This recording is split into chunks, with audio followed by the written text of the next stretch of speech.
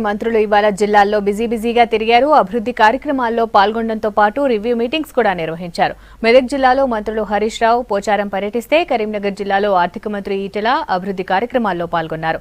పనుల్లో తేడా వస్తే సహించేది లేదని అధికారులకు వార్నింగ్ ఇచ్చారు.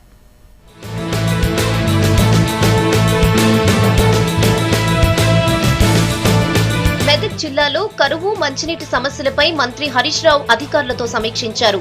జిల్లా కలెక్టరేట్ లో వీడియో కాన్ఫరెన్స్ నిర్వహించారు. గ్రామాల్లో తాగునీటి సమస్య రానివ్వద్దన్నారు మంత్రి. మిషన్ కాకతీయ పనుల్లో వేగం పెంచాలని సూచించారు. అధికారులు నిర్లక్ష్యం వహిస్తే సహించేది లేదన్నారు మంత్రి హరీష్. 600 కోట్ల రూపాయలు ఉపాధి హామీ పనుల కోసం ప్రభుత్వం విడుదల చేసింది.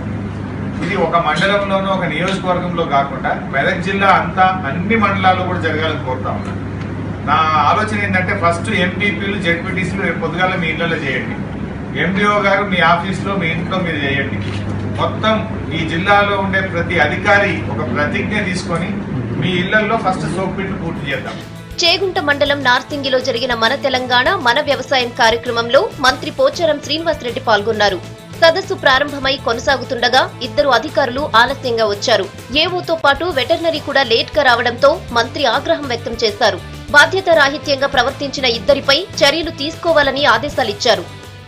ప్రజలకు ప్రభుత్వానికి మధ్యన వారధులు మా అధికారులు. ఒక ముఖ్యమంత్రిగా అన్ని గ్రామాలు తిరగలుగుతారు. ఒకరోజు ప్రోగ్రాం పెట్టి మన తెలంగాణ మన వ్యవసాయం పెట్టి గ్రామాలకు వండి రోజే 2 గ్రామాలు తిరగమన్నాం. ఎండపూడ బంద్ చేయమన్నాం. 11:30 క్లోజ్. అగ్రికల్చర్ నుంచి ఏమిస్తున్నాము, హార్టికల్చర్ నుంచి ఏమిస్తున్నాము, ఎనిమల్ హస్బెండ్ నుంచి ఏమిస్తున్నాము, ట్రాక్టర్లు ఏమిస్తున్నాము అని చెప్పమన్నాం.